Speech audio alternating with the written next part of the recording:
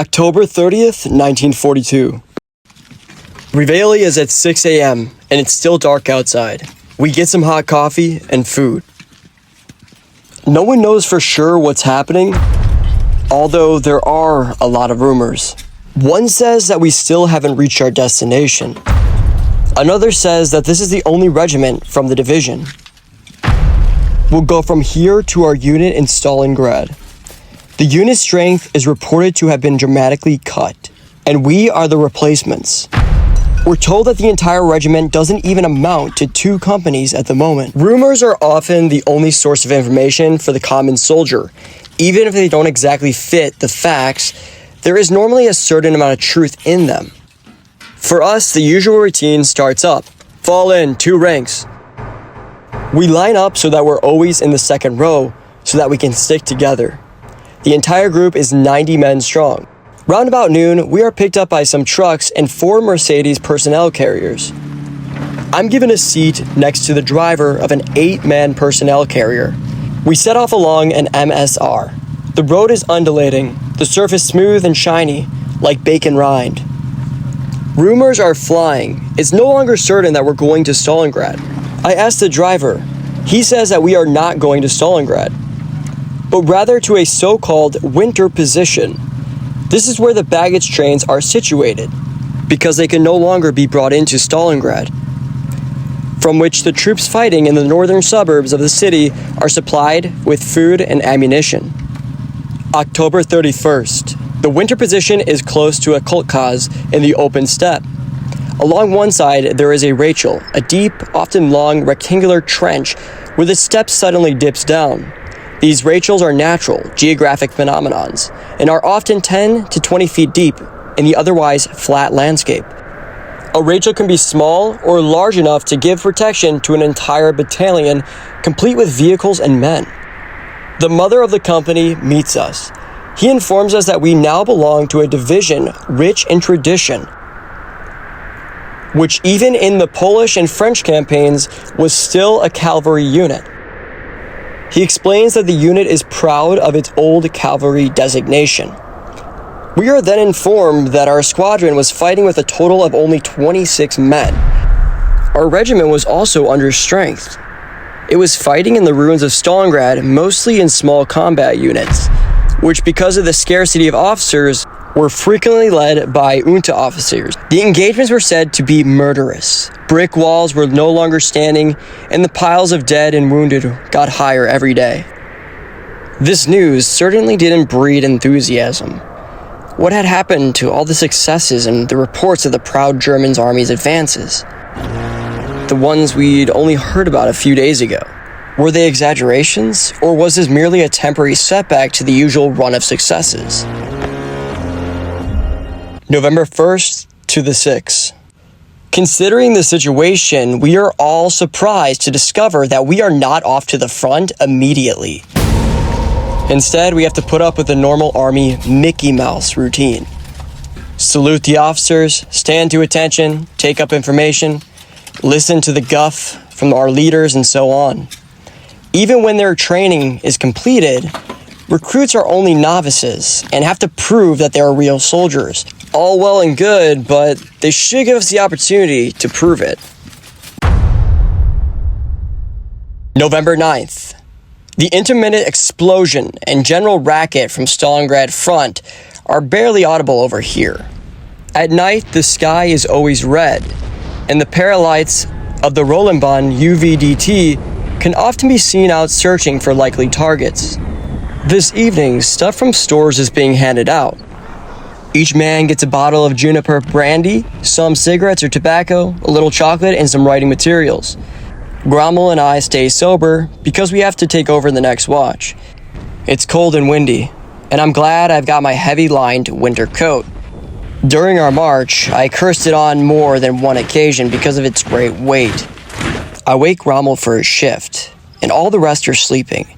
There's a stench in the bunker that knocks you over, so I let in some fresh air.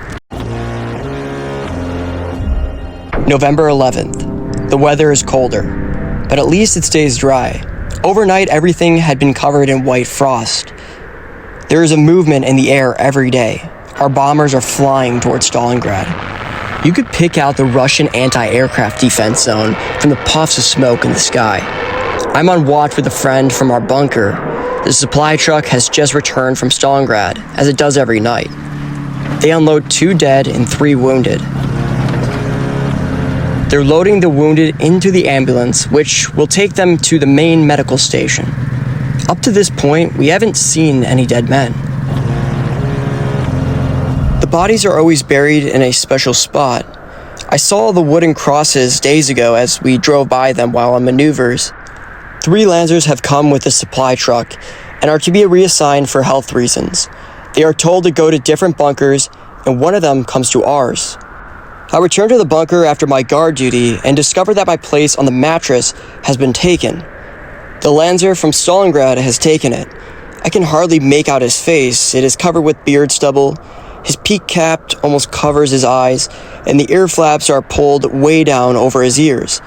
He is in a deep sleep. Though he doesn't snore, every now and then he gives a twitch, as if he's having a bad dream. November 12th. Today at noon, our Sergeant Major has taken me off maneuvers and has given me a special job. I've got to dig a new latrine because the old one is already filled up. The 2 Russian prisoners taken out of Stalingrad a couple days ago are supposed to help me with this task. This is the first time I've ever seen Russian soldiers up close, and I look at them with curiosity. In their dirt brown coats and greasy headgear with long ear flaps, they do not look very trustworthy. They do not exactly ooze danger, but rather just give the impression of being more foreign. One seems to be of Mongolian descent. Their faces are unshaven and gray with restless eyes. I can sense insecurity and apprehension in their faces. I would probably feel the same if I was in their shoes. Both Russians turn out to be quite the lazy type. I reckon they are between 25 and 30 years old. I have to chivvy them quite often in order to get work out of them. We have just finished digging, and I'm admiring our work when a Russian standing next to me throws his shovel down and lunges past me directly into the trench. The other leaps after him, and I crouch down, thinking before jumping into the trench as well, landing directly on top of the first Russian. All 3 of us are now flat on our stomachs in the trench and can hear the rattle of aircraft cannons as the shells hit the ground directly above us. Then a shadow, accompanied by a droning noise, which I know all too well, flies sideways over and past us. The new latrine is some way away from the rest of the unit. I peer over the edge of the trench towards the bunker and the vehicle dugouts. The Iron Gustav is turning back at low altitude, and he again opens fire with his 2 wing-mounted cannon.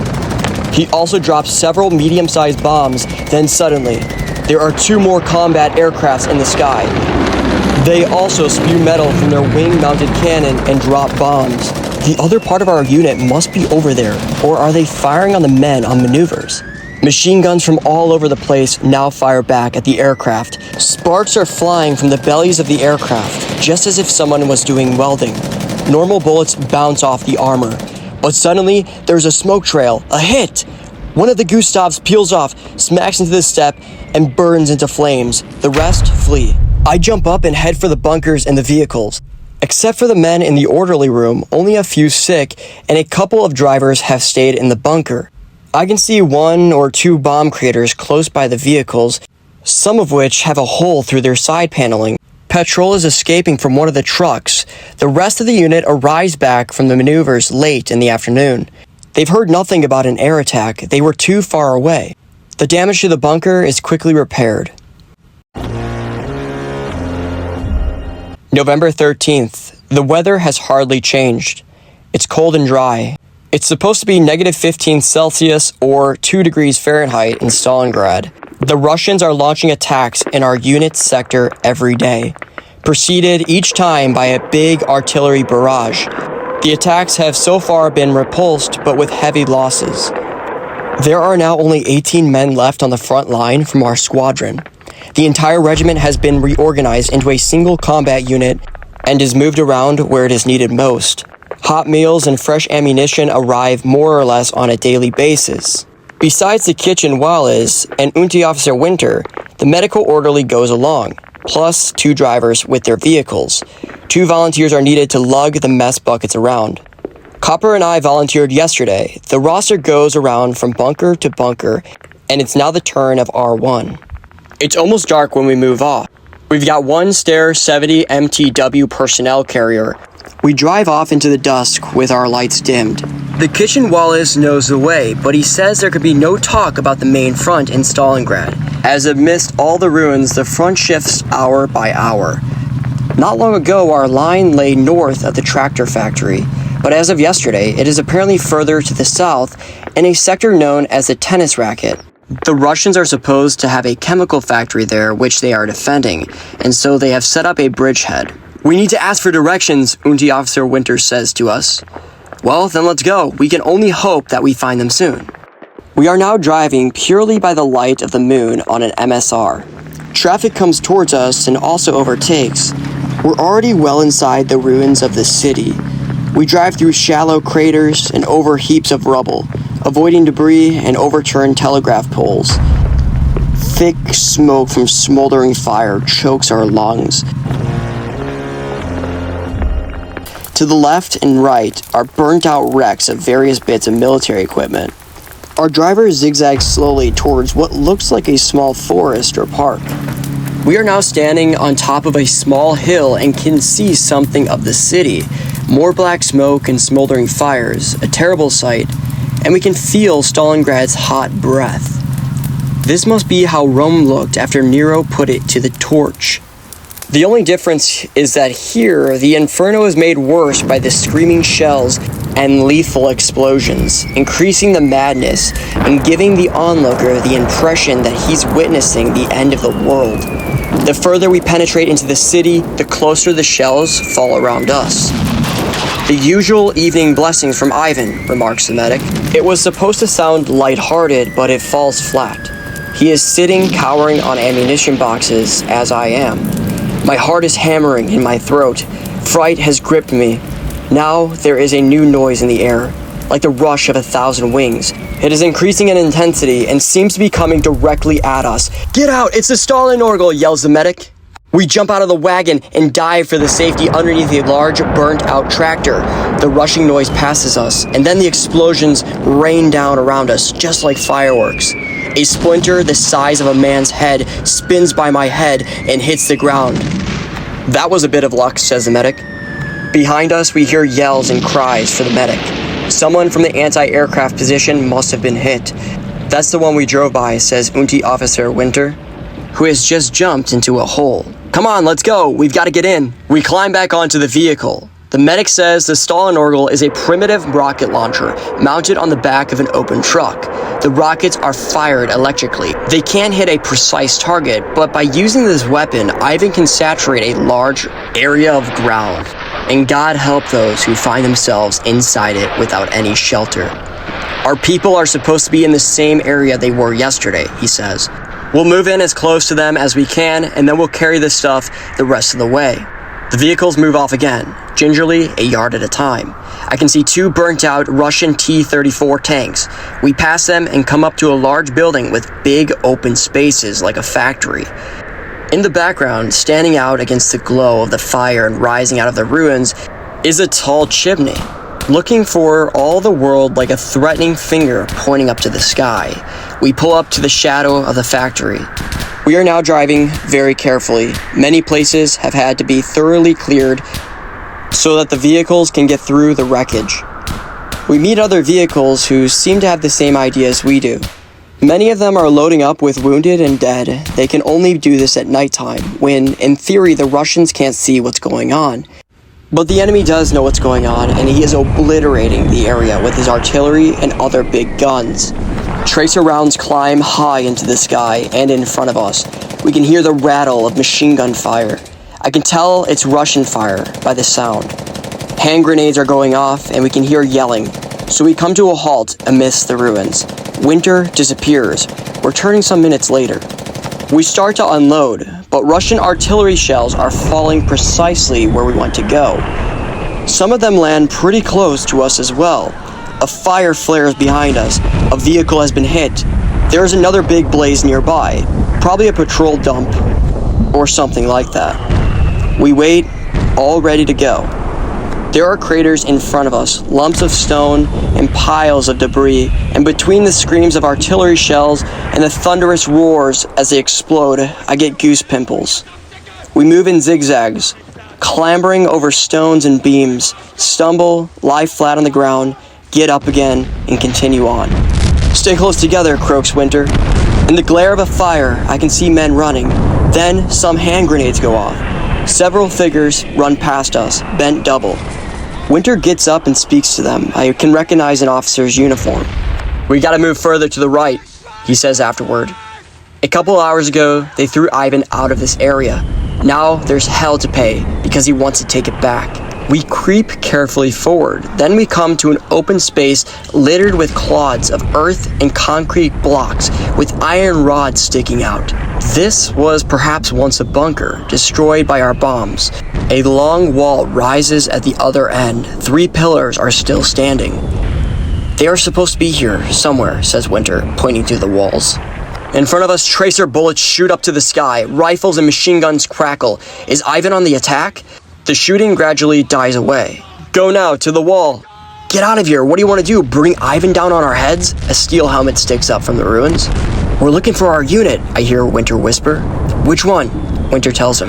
No idea, we don't belong to that crowd, but if you're looking for the ones who chased Ivan out this morning, you'll find them about 50 meters further to the right in that large factory building. But get out of here, and thank your lucky stars it's quiet at the moment. The head with the steel helmet disappears again. He calls this quiet? We hardly dare lift our heads out of the dirt. During a short lull, we stumble on pieces of broken glass crackling under our feet, shadows springing out of the ruins. Immediately, tracer bullets zip towards us and bursts of machine gun fire hit the wreckage all around us, like a hailstorm. We hurry onwards, the mess buckets clattering against the blocks of concrete. A shadow appears beside us. Are you the supply blokes from the 1st Squadron? Comes a question out of the darkness. It's Winter barking out his orders. We run through the confusion of rubble, wire, and lumps of iron. We can't see anybody. We slither along the wall and come to a basement entrance. Suddenly, there's a shout from somewhere, as if from the grave. Hey mate, is that you, dumbshite? Winter demands in return. Yep, I've been waiting for you for 2 hours to show you the way. Are we relieved? He tells us that we carried out a counterattack this morning and are now positioned a bit further forward in the factory building. Winter swears, every time we come, you are somewhere else. One day, we'll probably deliver these supplies straight to Ivan. Oh, that's been done before, says dumbshite. Last night, 4 men from the 74th Infantry Division walked right into Ivan's hands with food and ammunition. During the counterattack this morning, only empty containers were found. There was no sign of the men. We creep behind dumbshite, tracer whizzing in from both sides. I stumble and bang a metal strut with my canteen, making an awful row. Immediately, a Russian machine gunner opens up and a strip of tracer bullets light up the night.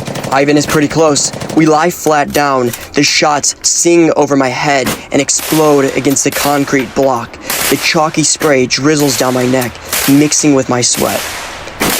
I roll forward and pull the 2 mess buckets behind the block. Copper has also let go of his mess bucket and is hauling it to safety. He is lying a couple paces further forward, next to a protective wall.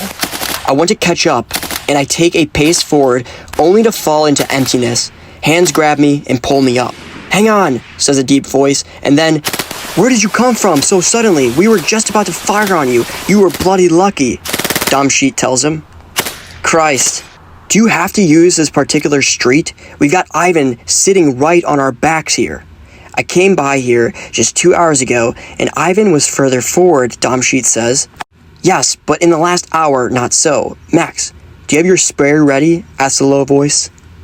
Of course, as always, comes the answer. Good, then we'll give you covering fire. You can get through behind us, across the street. Now, off with you. On their first burst of fire, we dash off. Copper is faster than me, and nearly pulls my arm out of its socket because I'm still holding on to the other handle of the food container. Ivan shoots wildly back. Then the artillery opens up.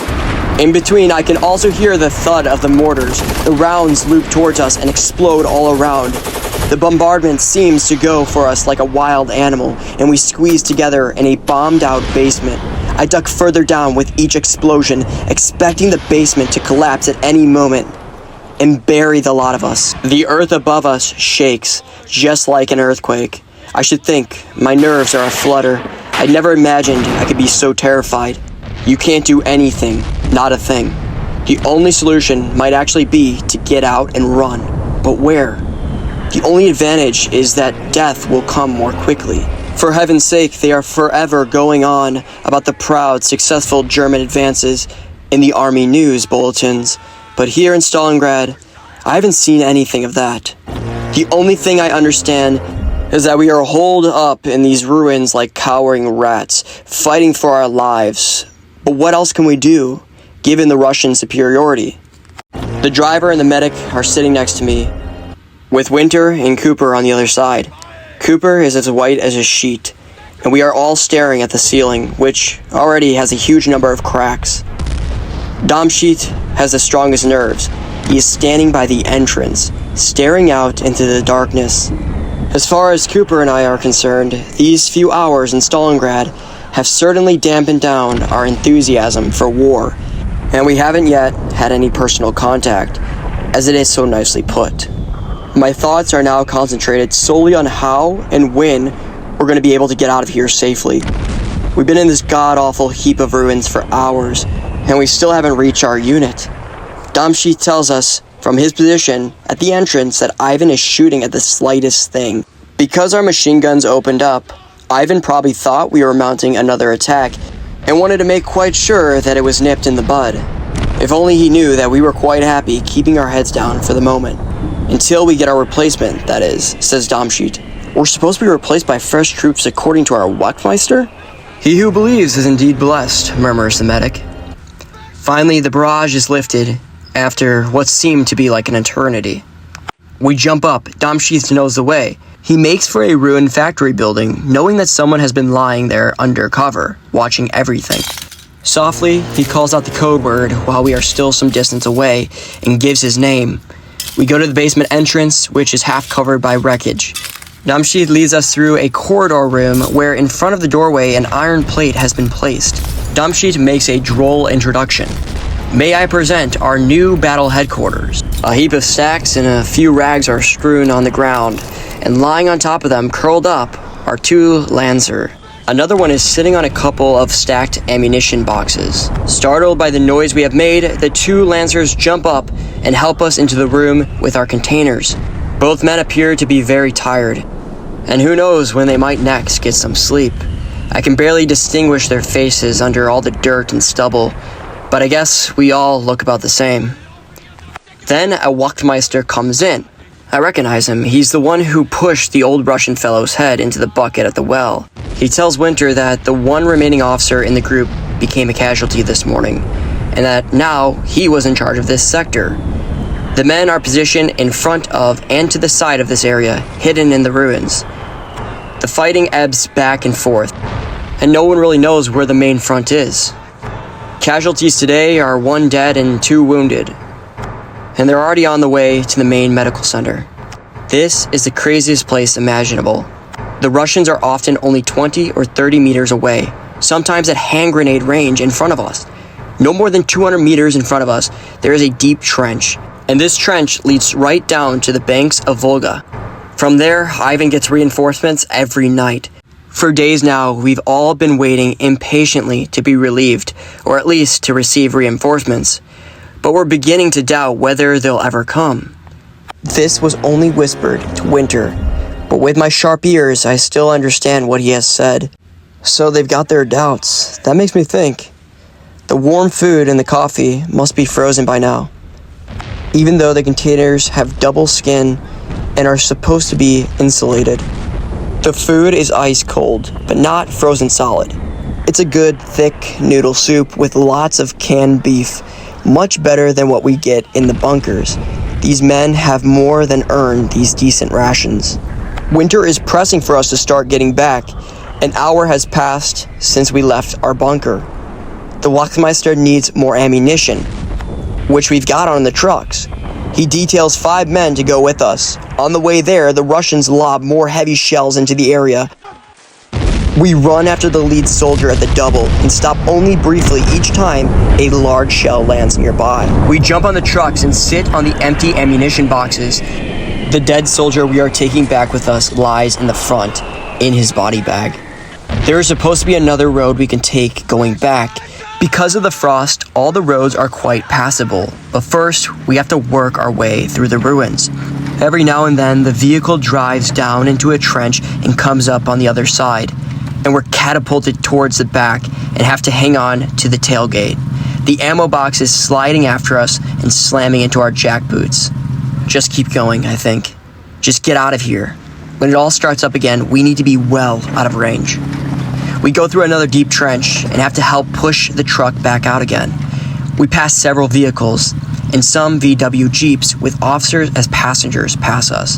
The MSR is rough, but hard and solid. "How far is it now?" I ask the medic. "Just a few kilometers," I hear him say. At that moment, we all hear a thundering noise, as though the world were going to split apart at any moment. I slide hastily towards the back. I see a frightful spectacle, one that makes me cringe. Copper joins me and stares open-mouthed. It would be a beautiful sight were it not for the sinister roaring and the continuous explosions which make you realize that thousands of lives are being sacrificed. The sky is glowing over Stalingrad. Grayish-white smoke billows from the ground. Flames shoot high into the sky in between. The long probing fingers of searchlights tear at the half-darkness of the breaking day. There must be a lot of aircrafts up there. Bombs are ceaselessly raining down on a city that has been condemned to death. The explosions merge into one another, creating a devastating inferno. Tracer patterns from the anti-aircraft guns climb high into the sky for kilometers around. 2 aircrafts explode over the hellish fires and are swallowed up by them. This is absolutely crazy. No one can survive this, and yet, even in this inferno, some are managing to stay alive. Not only that, they are defending themselves and fighting back. The proof is that, after every bombardment, the enemy counters once more, and sometimes even gains a bit of ground, although usually he is stopped in his tracks and pushed back to where he started.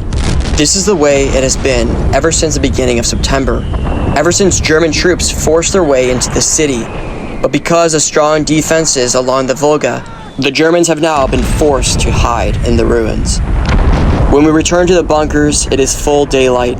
We can only hear a far-off droning noise just as before, but for me, it is no longer the same. I now see the disaster that will come out of this hapless city. It is a stark warning to everyone in the rear areas, wasting their time by making their quarters comfortable for the winter.